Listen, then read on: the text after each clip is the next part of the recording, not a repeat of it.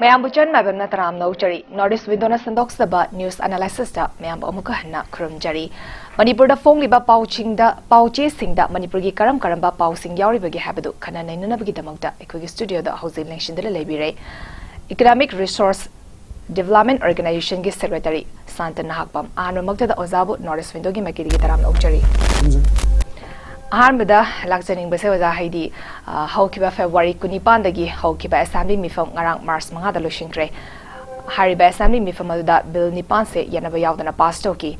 mamangi term da khogi chief minister oibiramba o ivovina discussion of public matter da bukhalakiba khogi Manipur gi hauzik leriba issue singsigi matang da koina hauzik paliba lenga asigi chief minister oibiriba and birena pakhomoina hitare khogi suza handokna ba honagani duga pull up lauthokadra natraga machet oina lauthokadra habdi khangba ngamdri haidi aduga hauzik leriba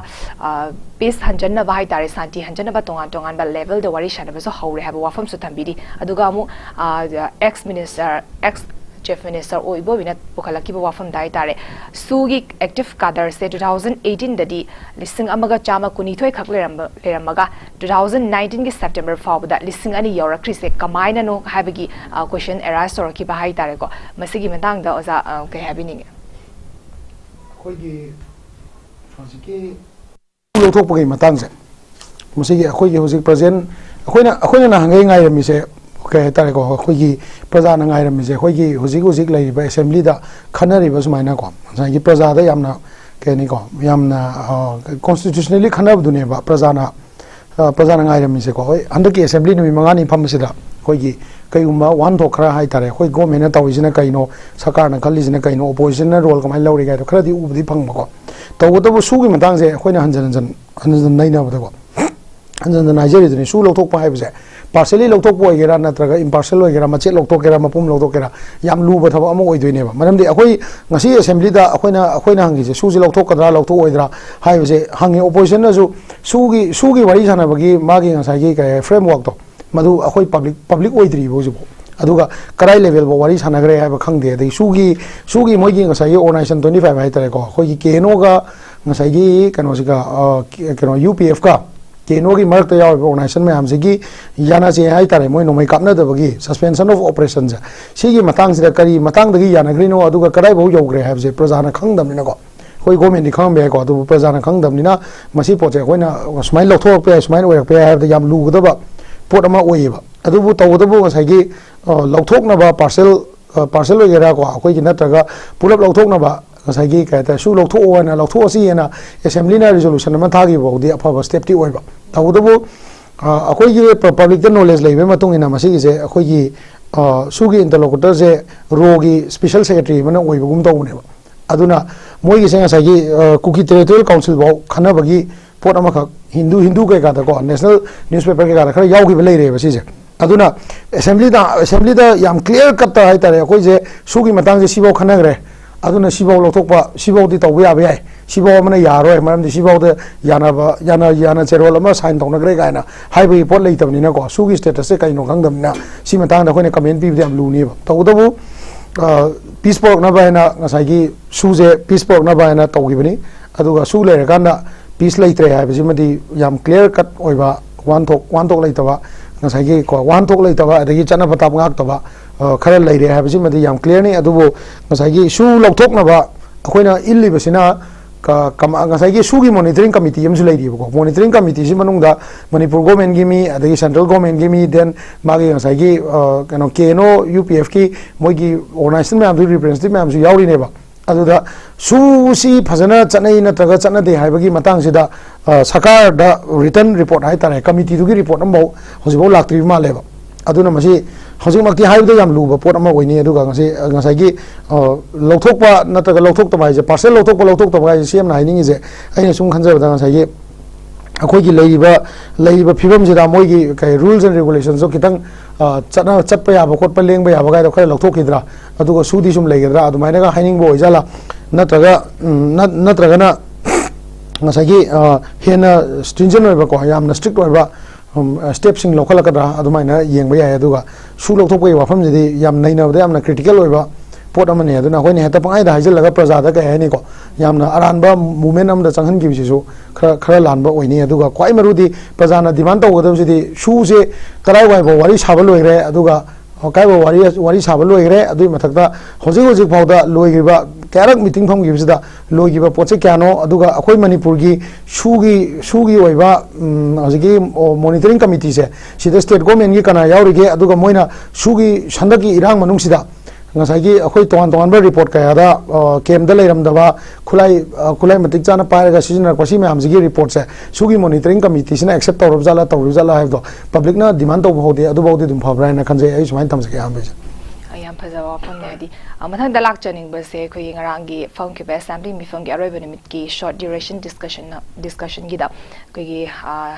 congress opposition congress MLA ke ranjina pukalaki ba fam se ke magaki ken rai tare sugnu serauda adi ngalinge matam da thoki ba mana maki makha da sem ke ba peace committee duna irang se election banga mo aduna nongmudi soidana sugnu serauda shi yorakani aduna hen ba security first thambiuna kyara khana high kraga so ko gi palibang lega asina tabi ki de habigi pen da ba fam su fongdora ki aduga ikui dana ai tare ko gi social media so viral oraki bai tare ko gi mamang da hidi nushi chanana leminaram bai di azu Chief Minister Ibiriba Chief Minister and Biren ga swai di lunatinara magai di hangbi de habagi pen da bo afam phongdo ki bagi su phawda laire madugi pakhum oina Chief Minister na ngarang se khoi gi pakhum oina piraki badai di ahen ba state force thazan na ba hotnari aduga ahen ba chama masu thazan na ba su hotnari aduga mamang da ngalinge matam gi irang tholakpa matam da haidi sugno sharau da khak thamba su yada ba atopa topa mafam sing da su attack tawra ibanina atopa mafam da su thamgada bagi habagi kitang award pa laiki banani habagi sengdo warau su hai tare adu masu thamgi masi matang di oza ka habini ne ye sugnu gi kano se ma all manipur pumba da irang tholakpa horokpa da ko akoi gi kano sugnu kendra gi MLA hai tare ko akoi KS Ranjit yamba haidra koi saranjit na ko mana magna yamna ka bold oi step ko bold oi haidi le dina ko bold oi step hai tar ko koi gi ngasai gi peace committee ma thangna ba khun myam punjal laganda peace committee ma sem gi bise masi gi je horak pata yamna effective oi hai tar ko mafam to da lan me am kapna ga su magi jaga si di ngasai gi irang se irei lei taba matam khara di ko irang se irei lei taba oina lei gi badu da ngasai gi government na su honorable MLA की leadership सिदा को आइन सुंग खन मदा honorable MLA की leadership सिदा यामना थाजब थमना है तारे रे यामना आशा याम चाउना थाजब थमना मागी leadership सिना नसाई की peace committee मा फजना सेम कांदा मागी नसाई की इरांग से अदाई जगह दा इरांग तौंदना बा खुन मसेन यानरगा committee से सेम गा लेबनिना इरांग से थोलो इदरा हाइबगी वखल मदी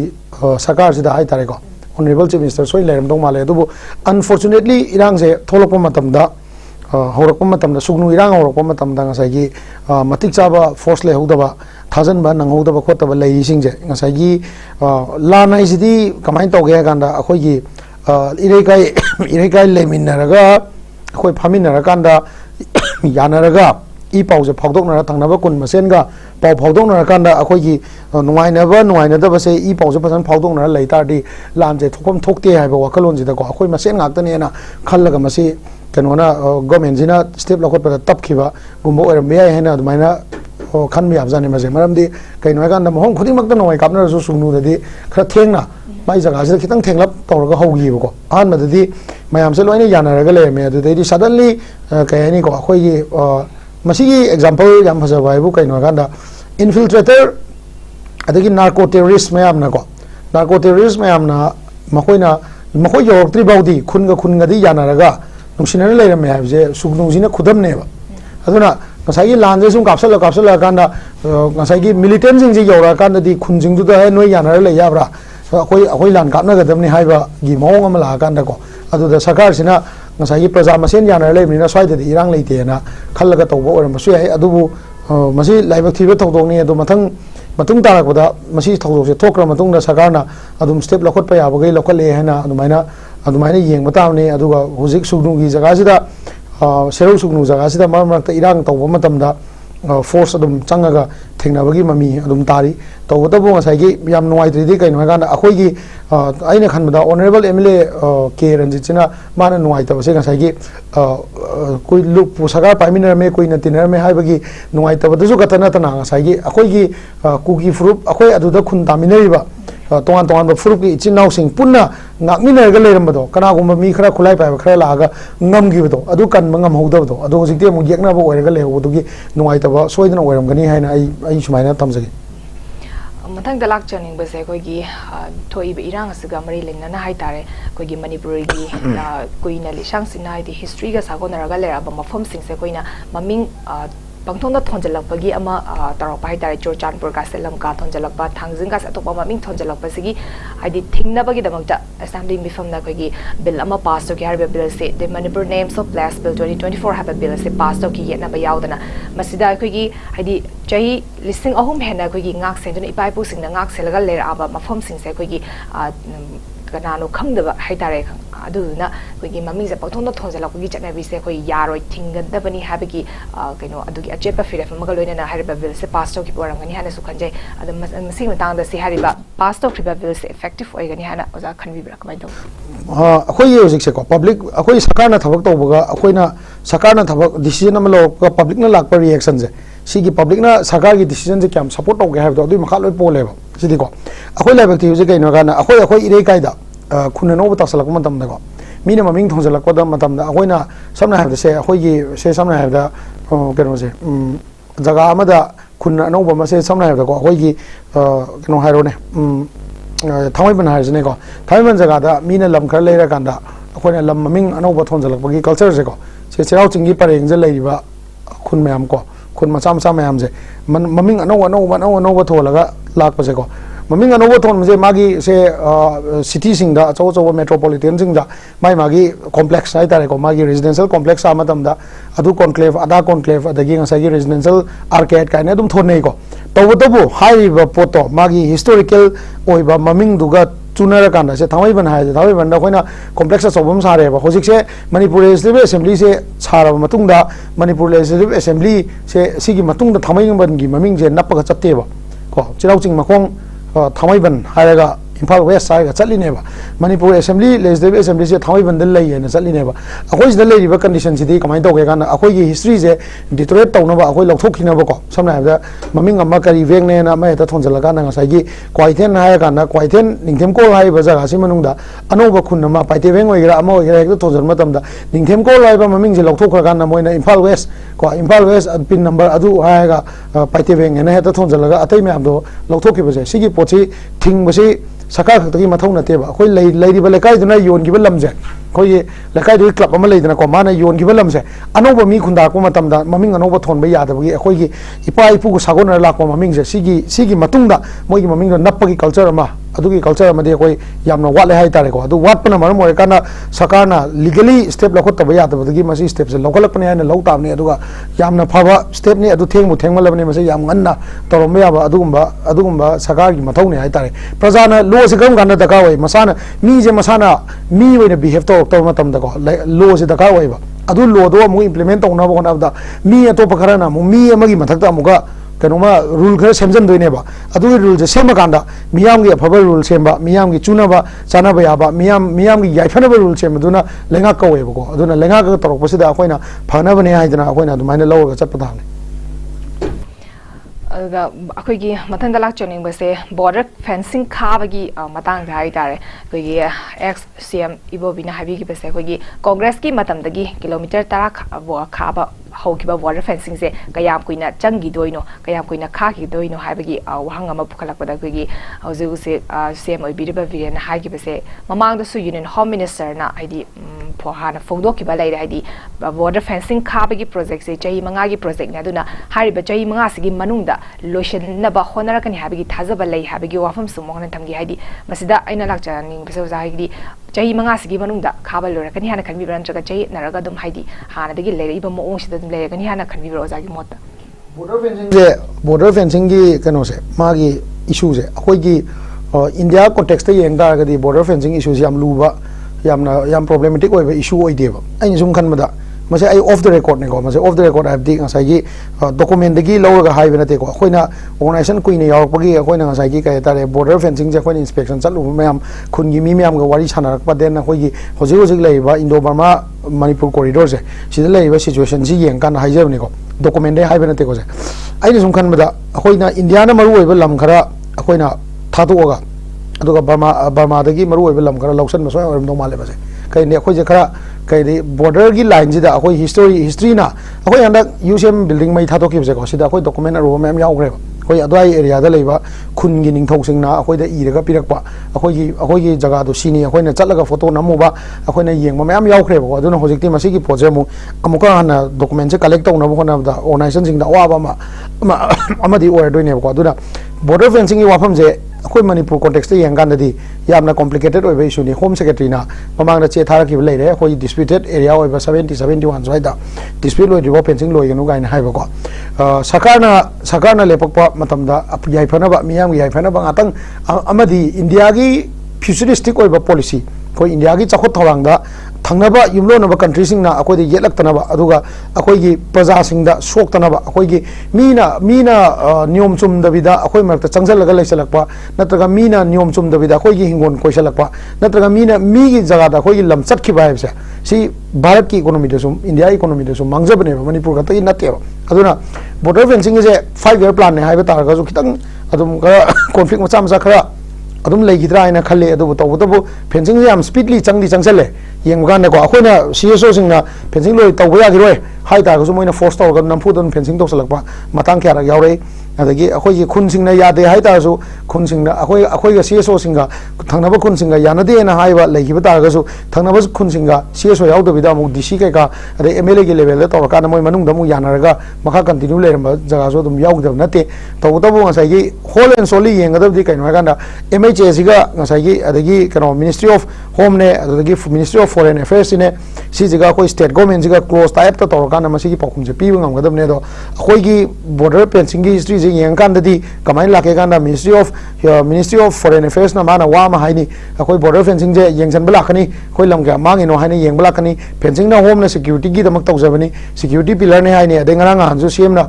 सेमना पनबिगिबदा ngसाइगी लंबी चथोक चसिन तौबदो जस्ट डॉक्यूमेंट नमा नियम जुमना चलन जे हाबे वानी सिदा होंग बकैसु लेते हाबे पोतुनी अदो अखोई मरकदा नो मेन्स लैंड ओइना कयाम लेहौरे कइनोदी बर्मागी जगासिददी फेंसिंग लेते हाबा बर्माना फेंसिंग तौरप लेते इंडियाना मसाई जगादा सिक्योरिटी फेंसिंग लेन तौजबनी अदुना अखोइना नो मेन्स लैंड कयाम थादोमिनो अदगी मोइना कयाम थादोरकदोइनो हाबे पोतो क्लियर ओइदबनिना मसिगी मतंग जे दुम खितंग चेना बखरदि दुम लेगिद्रा आइना आई खंजे आई सुमाइन थमजगे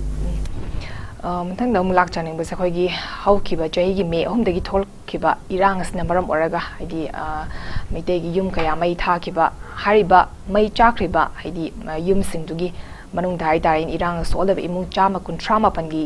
युमदी हाइदी 50% दी युम साखरे अदुगा तोपा लेहौरिबा हाइदी चामरीगा हमफदरा निथोइगिसु 50% जे एडवांस सैंक्शन तौखरे हाबा चीफ मिनिस्टर दंगरांग अखोगी असेंबली मिफम दा फोंदो की वाफम ले अदुमपु कना कनागी साखरिनो हाबदुदी यामना सेंसिटिव ओइबनिना मदुदी हाउस थममरोय हाबगी वाफम सो थमे ममागदा सो अखोइना हाइतारे दमी चेक खुसिनरकिबगी दमी चेक ओरमे हाबगी कइनो वाथोगम सो लाइक्रे अदुइ तारगदी हाइदी हुजिक लेरिबा आदि सैंक्शन तौखरे नत्रगा दी एडवांस खर पिथोखरे हाबगी वाफम स हाइदी कयामुक यामना हाइतारे मसिगी पोत से हाइदी प्रजा सिंगना पामिबा मायोन लोमदा चंगाकनी हाबगी थाजबा लेबी ओजा सिगी मतंग सिमदि यामना कयने को हाउसिंग सिगी खबर यावे म्यामजे अखोइना गांगे अइना ngasa हाइजबदुने अखोइ असेंबली से मांग फम कांदा फजना नैना खिदेबको हौजिक से अखोइ असेंबली से फजना फमबिना तोंगान पोचे ngasa पब्लिक ता करि हाइने को अखोइ डॉक्यूमेंट ओइना को साइटेशन ओइना डॉक्यूमेंट ओइना रिकॉर्ड ओइना असेंबली फम नैना गी बाहाबजि बुक ऑफ रिकॉर्ड्स चक्रबने हिस्ट्री चक्रबने को अदुना यामना लुरिसि कइनो गांदा ngasa gi yum sabagi matang se कोई मी अमगी युम अमा क्रोर अमगी युम अमा थुगाइग्र कांदा लाख 10 पीरगा युम साव हाइबदा पैसा तो पामदे तोगे हाइबजु थोक्सरगे अखोइ सुम लेजरगे हाइबजु यावकनी अपेन पेन दगी वारी निसिने को अदुगा अखोइना ngasi yengba yari si kaino gana relief camp da hana leramba mi masinga hojikadi adum kharadi handaraba male tawbotabu ngasagi sakarna kanagida kayamuk sabigre adagi kayamuk leiri ha pochidi कनागुम्बा अमना RTI गुम्बा नत्रगा करी हाइनी को अदुगा नत्रगना अखोइ इसाना relief camp लेरम मिसिंगना मसाना खंगजगदबा pot अमदी ओइरे अदुगा मसिगी मरक्ता गसागी सरकारना तौरिबा थबकसिदा open पेनदगी वाफमसिदी अदुम Chama अदुम लेगिनी high तारेको मरमदी ngasi ngarang maksu अखोइगी सुम येंगांदा yum साबगी वाफमजिना तोंगानबा बनेबको अदुगा आइगी इसागी lambda हंजनबगी वाफमजिना अमुक तोंगानबा बनेबा yum साबा हाइबसिदी ngसाइगी कयहाइनी को सरकारना temporary shelter ma'am अमा सारगा को फजन साबी है तारे को खर पिक्चर गसु comfortable होइना लेबे याना बा साबी अदुसु युम साबा मखलमनी अदगी ngसागी मसा मसागी मयुमना निंबगी वाखलोन जे लाखो मतमददी अमु अखोगी कने युम साबदुना पेल ओइदबा अदगी मरक्ता अखोय याम थेंगनगरे अइगी करो साबा युमदो कनो नोइना लाक्ता पीरगा यागदम नते मदुगी युमदुदा अइगा लेमिनरइबा अइगा सागोनरइबा अइगी वाखन अइगी पुंसीगी ओइबा अइगी इपा इपुगी इपा मतमदगी लेरंबा पोचै कयामा पोचैगी वानतबको मदुगी हिस्ट्री दो मांगल लगाना अइजे अइगी जगह दुगी तांथोकबिरागा अइना सिदा मफम अतोपमदा लम लेरगा युम साबाइजा कछु नुवाइबा होंदेबा इचिन नाव बौदा लम मचेत अमगी दमा खनारिबने वारी बोको अदुना मसाइगी सरकारना युम साबिगे वाफम जिदे यामना नैनबदा यामना सीएमना हाइदो चुम्मेबा याम सेंटिमेंटल होइबा नुवाइतबा पोटनेबा अदुना कना कना सागरे होंबै सागरे चावबै सागरे हाइबा मतमदा ngसाइगी चोचानपुगी कांगुदुगी मरक्ता समना हाइबा मी अमगी सागिबा यावम गांदा अतोप मयामदुदा लाकदबा रिएक्शन को अदुगुम्बा रिएक्शन अदगी ngसाइगी पुखावमदा तब मतमदा चंगबा फंगद्रि अयामना चंगबा फंगद्रि ngaतनेबको अदुना मसिदी ngसाइगी डॉक्यूमेंटदा अदुम लेजगिबा अदुगा इरांगसिना इंगदरको मतमदा टाइम हील्स एवरीथिंग एदको कोइ मतमदा अहोंबा अदगी काउथोकपा लो पुरकनी हाइदोको अदुगी मतुंगदा यानारबा मतुंगदा मकोइना चंगगा लेरक यारक कंडीशन लाकदा लाक्ट्रीबाउदी सी मतंगसे यामना क्वेश्चन एंड आंसर राउंड ने याम चटपसे मसे यामना अफब हेल्दी होइबा पीस प्रोग्राम होटपदा याम अचोब हर्डल मोइनी मरमदि मसे याम सेंटिमेंटल होइ पोनेबा अखोइना हेदा माइदि सागरमनि मोइ लोइ साबिग्रे गायबदा प्रजाना याम थुना सावरकदबा पोट अमा ओइबा अदुना मसे सरकारना लोडिंग मै ओइर मसे अदुबु तौफम थोपा क्या अमदि तौरमदा हैना खल्ले अदुगा मतम चाना तौब ngam सरकार सु इकाइबा फनाम ngam मीगी इमुंग मनुंगी मी अमा लाइबा इमुंग अमा लैत मतम चलगा चेक अमा पीरो गांदा पैसा यावम दबा दमी ओरम दबा जे सीएम ना सोइदम की अदुगी डीसी नत्र concern official the fire up सोइन तौरंगनी अदु कैदो बैनो नोय आई चोफली दी आई चोपदा नते मणिपुर गवर्नमेंट चोफले हाइबगी पोट अमा सोइन लामगनी हना आई सुमाइन थमजगे ngarang se khoi assembly mifam se loi khibaga numidang pung nipan lom tarak pasida khoi gi kuki militant sing na amuk nong koutruk ta nongmei amadi bom sizinaraga landara pagi thawdo stokre haidi ma thawdo du da khoi asok pan budi yahu de start for samadi khunga pa sing na di hal laga kapna ki assembly hek loi khibaga kuki militant sing na amuk irang na hongdo na horopagi madang se manung da kari kari aron ba agenda le ramba yana traga na haidi ngahan makai assembly phami kan matam sina kari gumba amta tarok traga assembly loi khibaga kautruk tamung nong na irang tarak pa haidi landarak pa sigi matang ke habi ningoza assembly loi da bagi wa laite da mje da ko ai wa khan da assembly loi da bai wa laite ga gi hojigi kari haini ko akhoi gi moina tawriba demand jing je sigi demand jing ji yeng akanda yam moina yam kuina peace pok pangam garadi phare ko sagi yana chi ema natraga akoi government gi level da politically solution am porak na yana garadi phare adu natraga di moi je nomi mari mani tumga dum nongni ni mo kapakani nomi mani mari mani mo tumni nongni mo kapakani maram de disam to bogi process lai tri yosi de ko disam to bogi process lai tri adu gi mathak da amuga ngasai sugi wafam sela kana ko koina militant ne hairabani na ko ngasai sugi designated camp sing se kanana control to ino adugi pot oiba report amta ngasi assembly da kasu present su tau de na ko ngasai su camp su lei aduga ngasai hangjuang de opposition na ko su camp kya lei kana gi su camp no mi masing kya lei no khulai kya lei ma kya ba kai mang de basi assembly da nei na ga pot am yam aru pot am sunai nei na da na sum loi re ko aduda ngasai moi gi demand je ngasai separate administration natraga aina ngasai haijabado moigi akoi national newspaper kara da mase ya mayak seng na yaugre ba territorial council ma pambagi mong da moi discussion tauba adu level bo taugram ne aduna ngasai moigi demand je moigi ayaba khara saru khara phange ga ina utpangam dragadi natraga prajasina moigi prajasina acd akoi na tawriba demand je aran ba demand amani aduna akoi masi demand je tawam thokte khoi manipur government tawisi da khoi pele ga ina phawak gi tanja ma laktragadi ko मधुगी पोतो लाक्ट्री बाउदी ngसाई कहने अखोई कनो से तुम ओइरपगी मोंग अमा लाकदोरेबा ओइरपगी मोंग लाक्तोरे हाबे आतदी ngसाई नुमी मरी मंगानी तुमिन लेगी तारसो अखोई तुमिन लेदी यारोय हयेंग जित बनमतदी कौजी नत्रगा हयेंग नि खरा कापसी नत्रदे अखोई डिमांड जे लेतबो समानरने हाबगी वाखलोन दु मानबा जगह अमा अदुमाइना ओइरी हाय तारे को अदुमाइन थमसगे कोइगी Hadiya class 10 amadi 12 ki exam kina to ba hai tare hauzik tawriba amdi 10 gina lakadoriba march 13 ta exam hawdoriba sta hogi khunrakpam SECY MLATS location gi mijing makhada second special residential coaching class hogi mai pa solution kre ngarang se ado haidi exam thabal loraba 12 exam thabal loraba satri ama khakna saparmina dagi satri ama khakna haidi phongdora ki bese coaching loiraga haidi coaching mafam haitare koi boarding dagi exam loire na harauna tholopa matamda magi yum dudi supermena da mai thakhrabanina hauzik relief camp to ina chalaga leiduni aduna exam loire natraga koi gi exam loire na harau kadaba mikup asida koi gi chakadaba yumse leitaba haitare akuki mali dancing na mai thado pi kibagdegi aduna haitare kai haini akogi nuai taba yamna pin da bama phongdo aga koi social media so viral adum chale aduga ayamba newspaper sing to yawba thengna zari masi mitang de oja kai happening is addressing gi mogi pin da ba kholau haitare akoi manipur ho jik thoi ba tawdok je sigi future je akoi jik nuai na de ba ai gi chahi sida ko oja gi chahi da akoi ngasi hingi ba mayam je sigi chahi da nuai na da ba je masina akoi na example am lore kan law kan ko akoi gi kai ni ko politicians sing na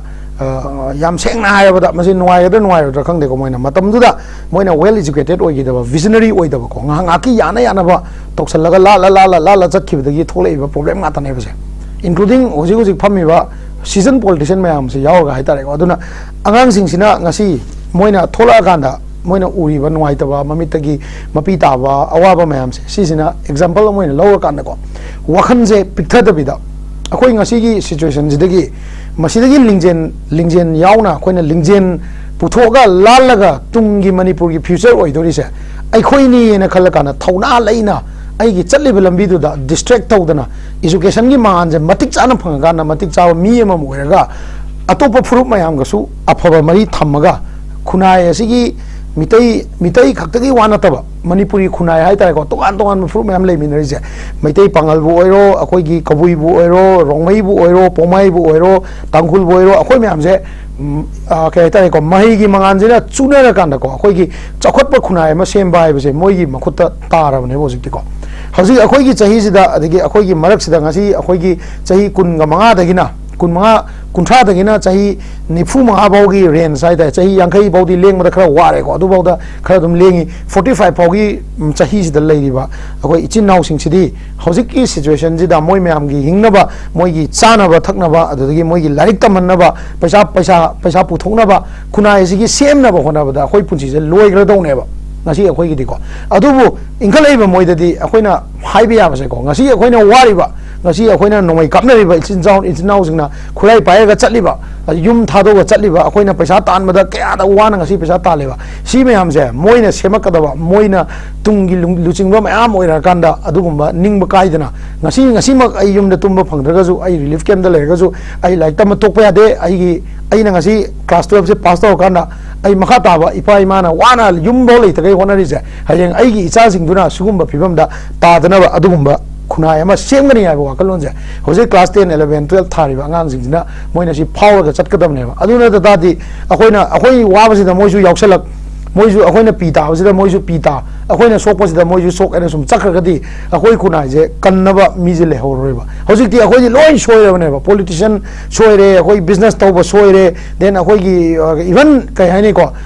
kai haitare ko akoi gi tung koina la iba sida manipur bu chum thokani na chakkiba mi me hamasu yauna soire abane ba adu soire kodai ne ba akoi gi sidaida tongan ma wakal non laktana wakal manarak taba chunarak taba adagi kai haini ko akoi gi ona taina ba maikai de chakkiba paisa tan boire adagi thabak tawda boire thabak khanma do loi chatli ja si jing je inau sing sina icha jing sina moina chumtho kan da phaba mai on da porok podo adugi thauna do mayam punna habina kan da ko moi sing se akoi gi angang sing se ngasi pekha tha ba loire ga tholak do ba angang sing se sugumba environment da yohun da bida akoi na moi gi damal futuristic oi ba environment ma akoi na kamaina semni politically alan ma wakan injin da na ba moi da akoi na kamain tawni akoi di politically educated ama ta oi de ba ko akoi education je di paisa tan na ba tawba education ne ba ko aduna adumaina kamaina tawgani hai ba wakal londo adom na chappi daga thauna han bidana sugumba khunai aphaba ma ngasi de akoi na siram da ai tare yen ko akoi chai 60 matung da akoi 60 70 yor ko matam da moi me am jena yang chai kuntra ma yor kan da ngasi gum bagi situation je lei tabida moi gi loksing me am duna akoi chujanpur da free da chappa ngamba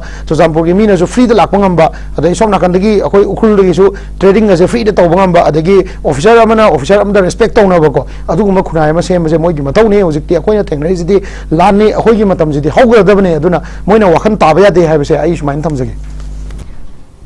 start singa mari lena bada haitare khoi ngarang assembly mi pham da so haitare class 10 amadi 12 exam da khoi aran ba pambe sijina bas thingna ba the Manipur Prevention of Malpractice in HSLC and HSE Bill 2024 se akogi yetna ba yaudana pass toki hariba bill asina akogi exam thariba mairoi singna aranba pambi season na base thingbang ngamgani haina ozagi mot legibra exam na aramba pambi sina ba factor ani dene sina doi ko either magi aino jai jabdo angang singda school lamana ko natraga akogi kay tare khunai sida akogi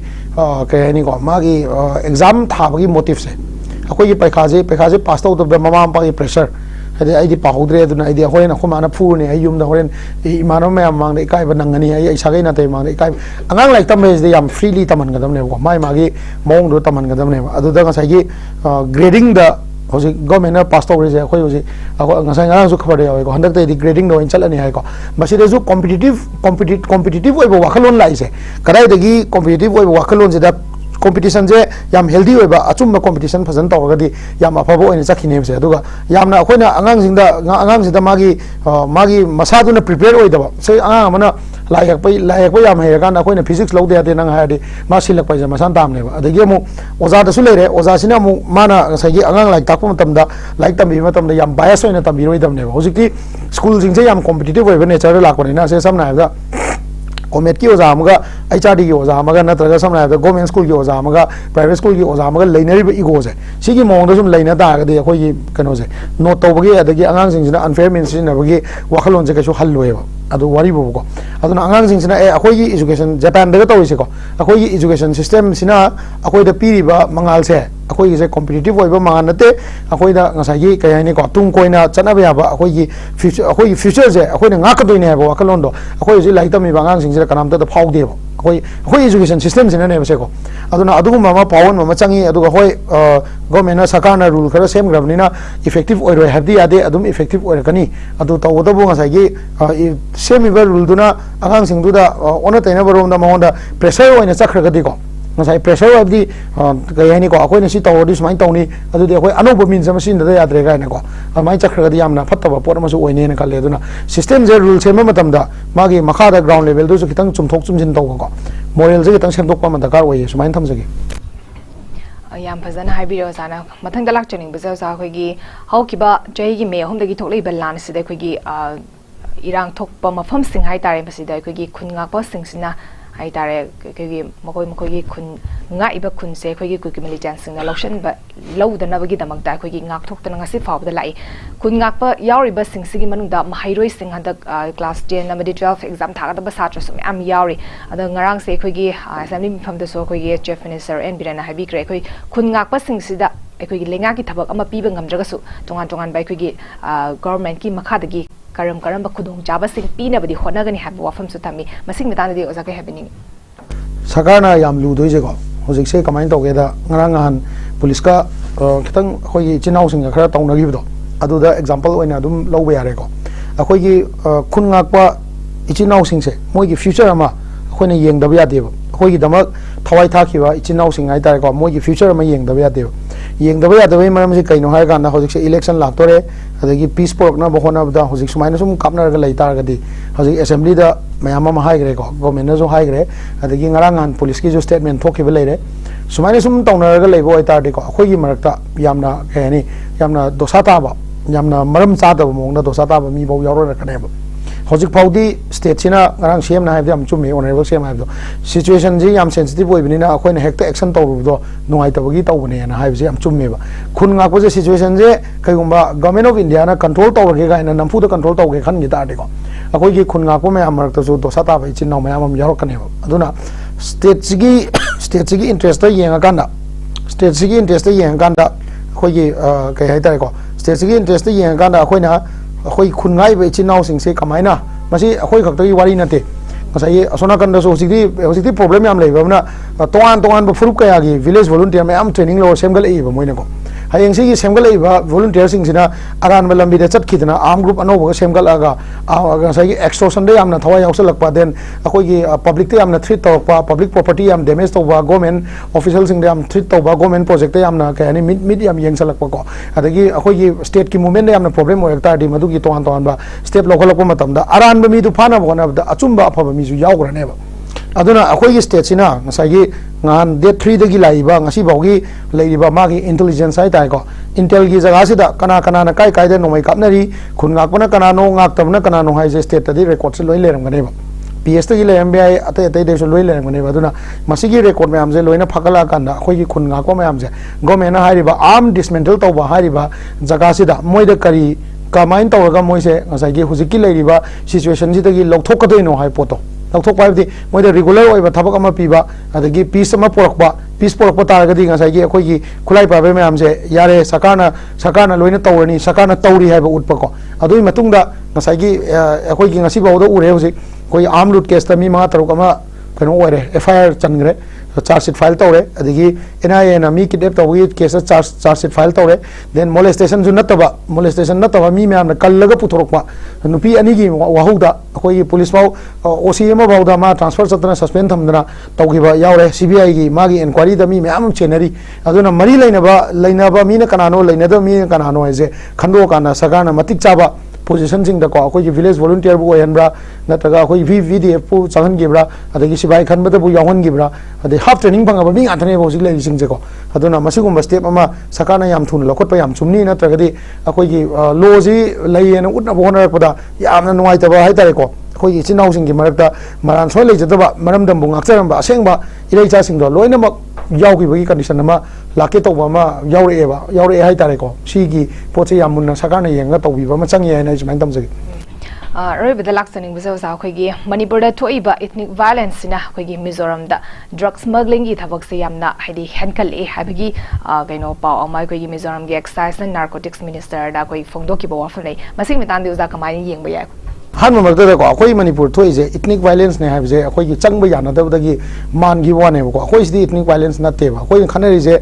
खनरिजे cookie गेसु नत्तेबा अखोई खनरिजे अखोई cookie गा अमत खनदेबा अखोई हाना लेमिनरबा इचिनाउ सिंगा अखोई गा नुवाइनदबा